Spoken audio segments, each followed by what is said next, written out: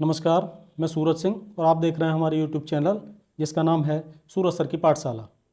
आज हम एक नए वीडियो के साथ हाजिर हैं और वो है NCERT कक्षा 12 नागरिक शास्त्र की किताब समकालीन विश्व राजनीति के अध्याय 1 जिसका नाम है दो ध्रुवीयता का अंत। इसके महत्वपूर्ण प्रश्नोत्तरों को देखते हैं। जो प्रश्नोत्तर हमारे बोर्ड परीक्षा में आते हैं तो उसी को ध्यान में रखते हुए आज हम इस अध्याय के जो महत्वपूर्ण प्रश्न हैं उनको हल करेंगे। तो आइए देखते हैं कौन कौन से प्रश्न हैं जिनको कि हमें हल करना है। ये जो टॉपिक है, विषय है, वो है NCERT कक्षा 12 नागरिक शास्त्र।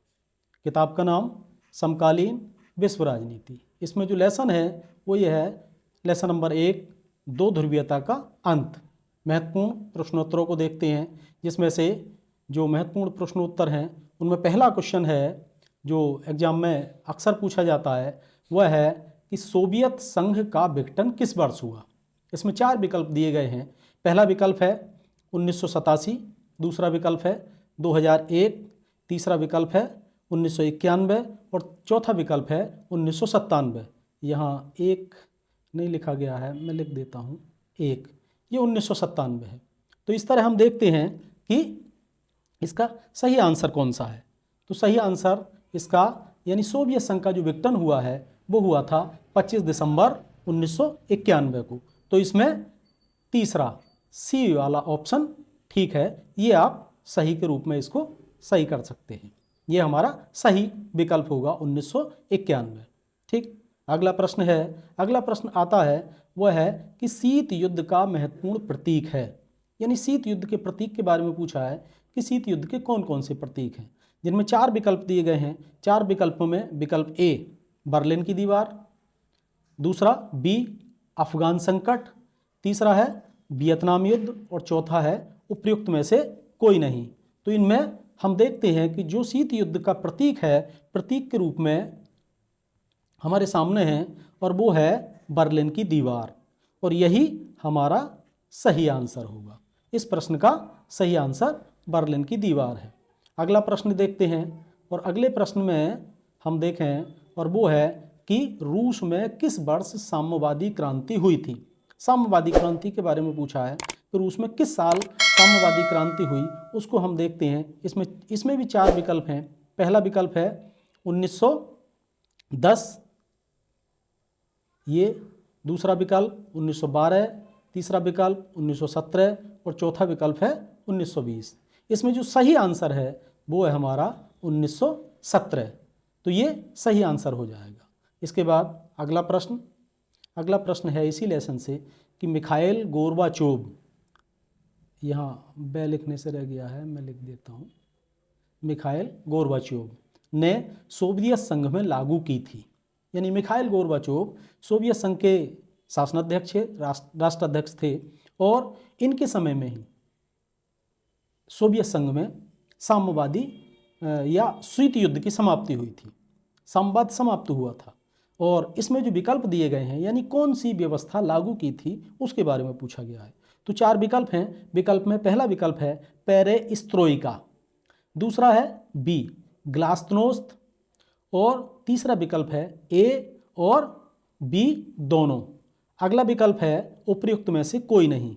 तो ये 4 विकल्प हैं। 4 विकल्पों में से हमसे ये पूछा गया है कि मिखाइल गोर्बाचोव ने कौन सी नीतियों को लागू किया था। तो उसमें ये पेरेस्ट्रोइका और ग्लास्नोस्त, ये दोनों ही नीतियों को लागू किया गया, इसलिए इसका विकल्प सी होगा, ए और बी दोनों। ये आपका सही आंसर हो जाएगा। नेक्स्ट क्वेश्चन हम देखें और नेक्स्ट क्वेश्चन है 5वां कि बर्लिन की दीवार कब बनाई गई थी। बर्लिन की दीवार के बारे में पूछा है कि बर्लिन की दीवार कब बनी थी। इसके बारे में हम देखते हैं, 4 विकल्प दिए गए हैं। 1950, 1900, दूसरा विकल्प है 1955, तीसरा विकल्प है 1961 और चौथा विकल्प है 1965। इसमें से जो सही विकल्प है यानी कब बनाई गई, वह बनाई गई थी 1961 में। तो ये हमारा सही आंसर हो जाएगा। नेक्स्ट, इसी से संबंधित अगला क्वेश्चन पूछा गया है और वो क्वेश्चन है कि बर्लिन की दीवार कब गिराई गई। देखिए यहाँ पूछा गया है कि बर्लिन की दीवार कब बनाई गई थी, और यहाँ अगले प्रश्न में पूछा है, जो कि प्रश्न नंबर 6 है, बर्लिन की दीवार कब गिराई गई थी। बर्लिन की दीवार गिराई गई थी और ये बर्लिन की दीवार प्रतीक थी साम्यवाद का, और इसको जब गिरा दिया गया तब से औपचारिक रूप से ये मान लिया गया कि अब शीत युद्ध की समाप्ति हो गई है और साम्यवाद भी समाप्त होने वाला है। इसमें 4 विकल्प हैं। पहला विकल्प है 2001, दूसरा विकल्प है 1991, तीसरा विकल्प है 1997 और चौथा विकल्प है डी 1989। तो ये 1989 हमारा सही आंसर होगा। ये इस साल यानी 1989 में बर्लिन की दीवार गिराई गई। बर्लिन की दीवार के बारे में जान लेते हैं। दरअसल बर्लिन एक शहर का नाम है जो कि जर्मनी की राजधानी है। तो जर्मनी को 2 हिस्सों में बांट दिया गया और उसमें बर्लिन नामक शहर जो कि राजधानी शहर था, वह बीचों बीच में एक दीवार, कंक्रीट की दीवार खड़ी कर दी। पूरब की ओर साम्यवादी शासन था और पश्चिम की ओर पूंजीवादी शासन था। तो ये 2 शासनों को विभाजित करने वाली, 2 शक्तियों को विभाजित करने वाली दीवार थी। इसको 1989 में गिरा दिया गया और यहीं से ये साम्यवाद का या शीत युद्ध का प्रतीक के रूप में जो दीवार थी वह समाप्त हो गई और इस प्रकार शीत युद्ध की समाप्ति हुई अगले साल। नेक्स्ट क्वेश्चन जो पूछा जाता है वह है कि विश्व राजनीति में द्विध्रुवीयता के अंत का क्या कारण था। यानी 2 ध्रुवीयता थी। जो शीत युद्ध का दौर था उसमें 2 ध्रुव थे, इसीलिए इस दौर की राजनीति को 2 ध्रुवीयता की राजनीति कहा जाता है। इसमें पूछा है कि 2 ध्रुवीयता के अंत का कारण क्या था। इसमें 4 विकल्प हैं। पहला विकल्प सोवियत संघ का विघटन, दूसरा विकल्प है शीत युद्ध का अंत, तीसरा विकल्प है गुटनिरपेक्ष आंदोलन की भूमिका और चौथा विकल्प है इनमें से सभी। तो यहाँ हम देखते हैं कि देखिए, पहला है सोवियत संघ का विघटन, ये भी एक कारण था 2 ध्रुवीयता का अंत का। शीत युद्ध की समाप्ति हुई यानी अंत हुआ, ये भी एक कारण था। और गुटनिरपेक्ष आंदोलन की भूमिका, ये भी बहुत बड़ा कारण था। तो इस तरह हमारा जो आंसर होगा वो होगा डी, इनमें से सभी। यानी ये सभी कारण, यानी चारों ही कारण ऐसे हैं जो कि हमारे इस द्विध्रुवीयता के अंत के कारण बने, इसलिए इनमें से सभी, ये चारों हमारे तीनों उत्तर होंगे और इस तरह से डी इसका सही आंसर होगा। नेक्स्ट क्वेश्चन है 8वां, सोवियत संघ के विघटन यानी जो 1991 में हुआ, सोवियत संघ के विघटन 1991 के बाद कितने गणराज्यों का उदय हुआ। यानी जब सोवियत संघ का विघटन हो गया तो सोवियत संघ विखंडित हो गया, टूट गया, और टूटने के बाद कितने गणराज्य बने, अस्तित्व में आए, उनको देखते हैं। इसमें 4 विकल्प हैं। पहला विकल्प दिया गया है 10, दूसरा विकल्प है 12, तीसरा विकल्प है 15 और चौथा विकल्प है 18। तो इसके आंसर के रूप में हमारा सही उत्तर होगा 15। यानी 15 गणराज्यों में ये विखंडित हुआ, यानी उनका अस्तित्व बना। इस तरह हमारा ये आंसर सी सही हो जाएगा। नेक्स्ट अगले क्वेश्चन है क्वेश्चन नंबर 9, बाल्कन देशों में निम्न में से कौन शामिल है। यानी बाल्कन प्रायद्वीप है, उनके बारे में पूछा है कि बाल्कन देशों में किन किन देशों को शामिल किया जाता है। तो इस तरह हम देखते हैं कि पहला विकल्प दिया गया है अल्बानिया, बुल्गारिया, बोस्निया। ये सभी देशों के नाम हैं, छोटे छोटे देश हैं। इनमें एक अल्बानिया, बुल्गारिया और बोस्निया, 3 दिए गए हैं पहले विकल्प के रूप में। दूसरे विकल्प के रूप में दिए गए हैं हर्जेगोविना, यूनान और क्रोएशिया। तीसरा विकल्प है मोंटेनीग्रो, मैसेडोनिया और तुर्की।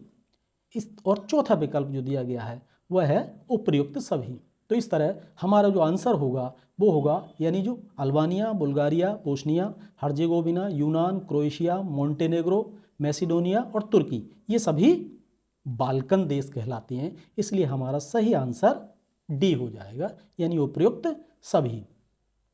इसके बाद अगला क्वेश्चन है और जिसका नाम है ताजिकिस्तान में चला गृह युद्ध किस वर्ष समाप्त हुआ। यानी ताजिकिस्तान में जो युद्ध चला था वो किस वर्ष समाप्त हुआ, ये पूछा गया है। और इसमें हम देखते हैं, इसमें भी 4 विकल्प दिए गए हैं। 1995, दूसरा विकल्प है 1998, तीसरा विकल्प है 2001 और चौथा विकल्प है 2005। तो इस तरह हम देखते हैं कि इसमें हमारा जो सही विकल्प है वो है 2001, यानी ताजिकिस्तान में जो युद्ध चला वो 2001 में समाप्त हुआ। नेक्स्ट क्वेश्चन को देखते हैं। अगले क्वेश्चन के रूप में हम देखते हैं ये अगला 11वां, और ये है कि सोवियत अर्थव्यवस्था की प्रकृति के बारे में निम्नलिखित में से कौन सा कथन गलत है। यानी सोवियत अर्थव्यवस्था, जो शीत युद्ध के दौरान सोवियत संघ था, उस सोवियत संघ में अर्थव्यवस्था थी साम्यवादी। उस साम्यवादी अर्थव्यवस्था की प्रकृति के बारे में ये पूछा गया है क्वेश्चन। इसमें 4 विकल्प दिए हैं, यानी ये पूछ रहे हैं कि कौन सा गलत है।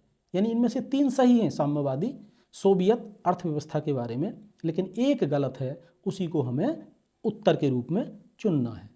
तो 3 इसकी प्रकृति के बारे में सटीक हैं और चौथा नहीं है। इस तरह पहला विकल्प है सोवियत अर्थव्यवस्था में समाजवाद विचारधारा प्रभावी थी। यानी यहाँ समाजवादी होगा, समाजवादी। सोवियत अर्थव्यवस्था में समाजवादी प्रभावी विचारधारा थी। और अगला है उत्पादन के साधनों पर राज्य का स्वामित्व यानी नियंत्रण होना। ठीक है। तीसरा है जनता को आर्थिक आज़ादी थी। और चौथा विकल्प है अर्थव्यवस्था के हर पहलू का नियोजन और नियंत्रण राज्य करता था। तो देखिए, जब साम्यवादी और सोवियत अर्थव्यवस्था को हम देखते हैं तो उसमें जो पहला विकल्प है बिल्कुल उसकी प्रकृति को स्पष्ट करता है। यानी सोवियत अर्थव्यवस्था समाजवाद पर आधारित थी, इसमें समाजवाद की जो विचारधारा है वो प्रभावी होती है। दूसरा दिया गया है कि उत्पादन के साधनों पर राज्य का स्वामित्व यानी नियंत्रण होना, यानी उत्पादन के साधनों पर राज्य का नियंत्रण होता है। ये भी एक इसकी विशेषता है, ये भी इसकी प्रकृति को स्पष्ट करता है। चौथा है, तीसरा है जनता को आर्थिक आज़ादी थी। ये जो विकल्प है ये सोवियत अर्थव्यवस्था के साथ मेल नहीं खाता है, इसलिए ये हमारा विकल्प होगा, यानी सही उत्तर यही होगा। और चौथा अर्थव्यवस्था के हर पहलू का नियोजन और नियंत्रण राज्य करता है, ये भी सही है। तो इस तरह जो तीसरा है वो सोवियत अर्थव्यवस्था से मेल नहीं खाता और उसकी प्रकृति को परिलक्षित नहीं करता, स्पष्ट नहीं करता, इसलिए ये हमारा आंसर हो जाएगा। नेक्स्ट क्वेश्चन देखते हैं।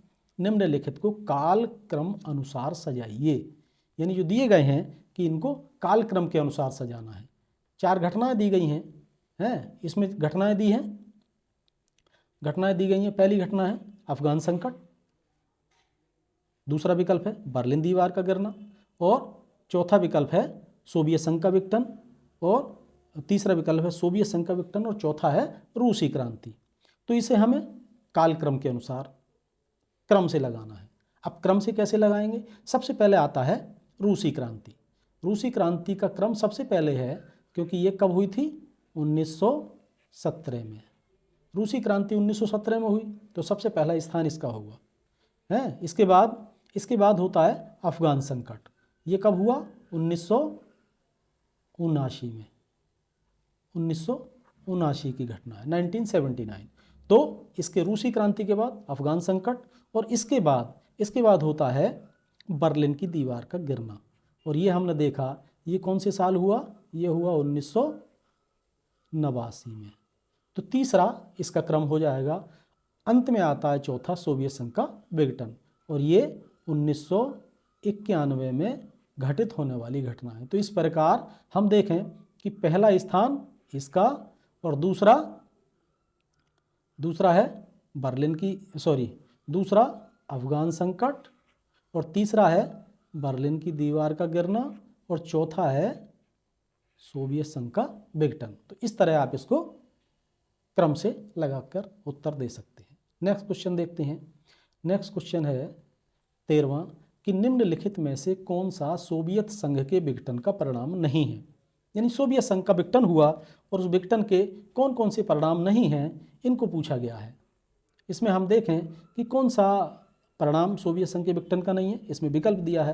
पहला विकल्प है संयुक्त राज्य अमेरिका और सोवियत संघ के बीच विचारधारात्मक लड़ाई का अंत। देखिए, जब शीत युद्ध समाप्त हुआ, सोवियत संघ विघटित हुआ, तो संयुक्त राज्य अमेरिका और सोवियत संघ दोनों के बीच में जो विचारधारात्मक लड़ाई थी उसका अंत हो गया। तो ये बिल्कुल इसके विघटन का परिणाम हुआ, तो ये विकल्प नहीं हो सकता। अगला है स्वतंत्र राज्यों के राष्ट्रकुल यानी CIS का जन्म।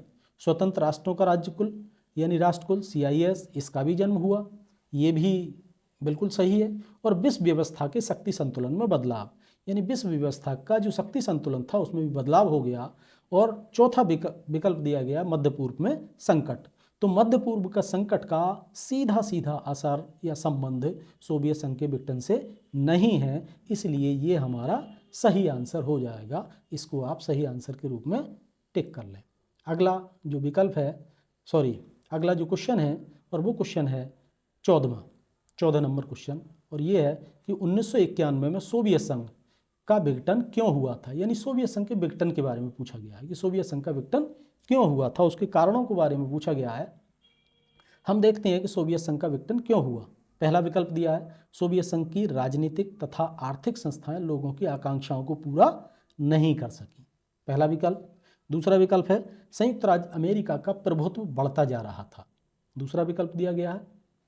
तीसरा विकल्प है, बहुत से देश सोवियत संघ के विरोधी थे, और चौथा विकल्प है, इनमें से सभी। तो जो हमारा सही आंसर होगा वो है पहला ए, यानी सोवियत संघ की राजनीतिक और आर्थिक संस्थाएं लोगों की आकांक्षाओं को पूरा नहीं कर रही थी। ये महत्वपूर्ण कारण है सोवियत संघ के विघटन का। बाकी अन्य गौड़ कारण है। तो मुख्य कारण के तौर पर आप विकल्प ए को अपना सकते हैं और अपना सही उत्तर दे सकते हैं। इसके बाद अगला प्रश्न देखते हैं, 15वां क्वेश्चन है, और वो है कि 1991 की मुख्य घटना है। यानी 4 घटनाएं दी हैं और क्वेश्चन दे दिया कि 1991 की मुख्य घटना क्या है।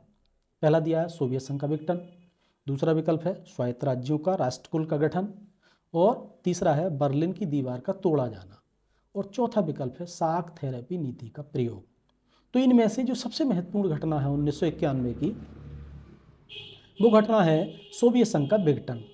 तो ये हमारा सही आंसर हो जाएगा। यानी 1991 की सबसे महत्वपूर्ण घटना है सोवियत संघ का विघटन। अगला प्रश्न है 16 नंबर, और 16वां प्रश्न है, शाक थेरेपी के चलते रूस ने कितने प्रतिशत उद्योगों को निजी हाथों में बेच दिया। यानी रूस ने कितने प्रतिशत उद्योगों को निजी हाथों में बेचा, और जो निजी हाथों में बेचने की प्रक्रिया थी या नीति थी उसको शाक थेरेपी कहा गया, यानी आघात पहुंचाकर उपचार करना। इसके बारे में लेसन में पढ़ा है, और इसमें पूछा गया है कि शाक थेरेपी नाम की जो आघात करके उपचार पहुंचाने की जो प्रक्रिया थी, उसके अंतर्गत कितने प्रतिशत उद्योगों को रूस में निजी हाथों में बेच दिया गया। पहला विकल्प दिया है 50%, दूसरा विकल्प 60%, तीसरा विकल्प 70%, और चौथा विकल्प 90%। तो जो हमारा आंसर होगा वो होगा चौथा, यानी 90%। नेक्स्ट क्वेश्चन, निम्न में से कौन केंद्रीय एशियाई देश है। यानी निम्न में से कौन केंद्रीय एशियाई देश है। 4 विकल्प दिए गए हैं, केंद्रीय एशियाई देशों का नाम पूछा गया है विकल्प के रूप में। पहला विकल्प उज्बेकिस्तान और कजाकिस्तान का नाम दिया है। दूसरा विकल्प है तुर्कमेनिस्तान, और तुर्कमेनिस्तान के बाद तीसरा विकल्प है किर्गिस्तान और ताजिकिस्तान, और चौथा विकल्प है उक्त सभी। तो जो पहला विकल्प है उज्बेकिस्तान, कजाकिस्तान, तुर्कमेनिस्तान, किर्गिस्तान और ताजिकिस्तान। तो जो सही विकल्प है, ये जो तीनों ABC तीनों विकल्पों में जितने 5 देशों के नाम दिए गए हैं, ये सभी देश केंद्रीय एशियाई देश हैं, इसलिए हमारा सही आंसर चौथा, यानी ये सभी हो जाते हैं। ठीक है, नेक्स्ट क्वेश्चन देखें, और नेक्स्ट क्वेश्चन है हमारा 18वां, जिसका नाम है, निम्न में से कौन शाक थेरेपी का परिणाम है। यानी शाक थेरेपी का परिणाम पूछा है कि कौन सा शाक थेरेपी का परिणाम हुआ, जिसमें पहला विकल्प दिया है सामाजिक सुरक्षा का बिखर जाना। यानी सामाजिक सुरक्षा के बिखर जाना, ये शाक थेरेपी का परिणाम के बाद बताया है। देखते हैं सही है कि नहीं। अगला है आर्थिक विषमता एवं आर्थिक संकट, दूसरा विकल्प ये है। तीसरा विकल्प है मुद्रास्फीति का बढ़ना, यानी इन्फ्लेशन का बढ़ना। अब हम तीनों को देखें, और चौथा विकल्प दिया गया है उक्त सभी। इन तीनों को देखें तो शाक थेरेपी के ये तीनों ही परिणाम हमारे सामने आए, तो इसलिए हमारा आंसर उक्त सभी हो जाएगा। यानी सामाजिक सुरक्षा का बिखर जाना, आर्थिक विषमता एवं आर्थिक संकट, ये भी शाक थेरेपी का परिणाम था, और मुद्रास्फीति का बढ़ना, ये भी इसका परिणाम था। इस प्रकार हमारे ये तीनों विकल्प सही हैं, इसलिए हमारा विकल्प डी उक्त सभी इसका आंसर होगा। नेक्स्ट क्वेश्चन 19, सोवियत संघ में गणराज्यों की संख्या निम्न में से कितनी थी। यानी सोवियत संघ में कितने गणराज्य थे, ये पूछा गया है। पहला विकल्प 10, दूसरा विकल्प 12, तीसरा विकल्प 15 और चौथा विकल्प 8। सोवियत संघ में कितने गणराज्य थे ये पूछा गया है। तो सोवियत संघ कुल मिलाकर 15 गणराज्यों को मिलाकर बना था। 15 राज्यों से को मिलाकर ये सोवियत संघ बना था, इसलिए हमारा आंसर विकल्प सी सही होगा, जो कि 15 है। नेक्स्ट 20 क्वेश्चन 20वां है, और वो है लेनिन की मृत्यु निम्न में से किस वर्ष हुई थी। लेनिन एक नेता था जिसके नेतृत्व में रूस में 1917 जो 1917 की क्रांति हुई, उस नेता का नाम था व्लादिमीर। 1917 की क्रांति हुई, इस क्रांति का नेता था लेनिन, यानी व्लादिमीर लेनिन। इसकी मृत्यु के बारे में पूछा गया है कि इसकी मृत्यु कब हुई। तो इसकी मृत्यु का साल है 1924। पहला विकल्प इसमें 1920 है, फिर 22 है, 24 है और 26 है। तो इसकी जो मृत्यु का जो साल है वो 1924 है। और इसकी मृत्यु के बाद जो रूस की सत्ता पर काबिज हुआ, सोवियत संघ की सत्ता पर काबिज हुआ, उस व्यक्ति का नाम था जोसेफ स्टालिन, यानी स्टालिन। स्टालिन नाम का नेता ने सोवियत संघ के शासन अध्यक्ष का पदभार संभाला। तो हमारा ये उत्तर सी होगा। नेक्स्ट क्वेश्चन, सोवियत संघ रूस के विघटन के समय वहाँ का राष्ट्रपति कौन था। यानी सोवियत संघ का जब विघटन हुआ, कब, 1991 में। हमने बताया कि 1991 में सोवियत संघ का विघटन हुआ था। उस समय पूछा गया है कि वहाँ का राष्ट्रपति कौन था। 4 विकल्प दिए गए हैं। पहला विकल्प है लेनिन, दूसरा विकल्प है स्टालिन, तीसरा विकल्प है निकिता क्रुश्चेव और चौथा विकल्प है मिखाइल गोर्बाचोव। तो हमारा जो आंसर है वो होगा D, Mikhail Gorbachev. Mikhail Gorbachev Soviet संघ का नेता था, यानी वहाँ का राष्ट्रपति था। कब, जब 1991 में सोवियत संघ का विघटन हुआ। नेक्स्ट क्वेश्चन, शीत युद्ध का अंत कब हुआ था। शीत युद्ध के अंत के बारे में पूछा है, हमने इसके बारे में चर्चा की। 4 विकल्प दिए हैं। पहला विकल्प दिया गया है दिसंबर 1991, दूसरा विकल्प दिया है दिसंबर 1990, तीसरा विकल्प दिया है दिसंबर 1992 और चौथा विकल्प दिया है दिसंबर 1993। तो हमने देखा कि 1991 में शीत युद्ध की समाप्ति हुई और उसी में से विकल्प हमारा पहला सही होगा, यानी दिसंबर 1991। औपचारिक रूप से देखें तो वो तारीख थी 25 दिसंबर, यानी 25 दिसंबर 1991 को औपचारिक रूप से सोवियत संघ का विघटन हो गया था, इसकी घोषणा कर दी गई। नेक्स्ट क्वेश्चन,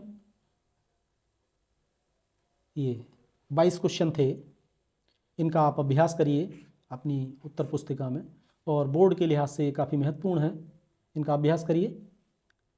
इससे बाद जो दूसरा लेसन है उसके इसी प्रकार के महत्वपूर्ण क्वेश्चनों के साथ, उनके हल के साथ अगली वीडियो में हाजिर होते हैं। तब तक के लिए नमस्कार।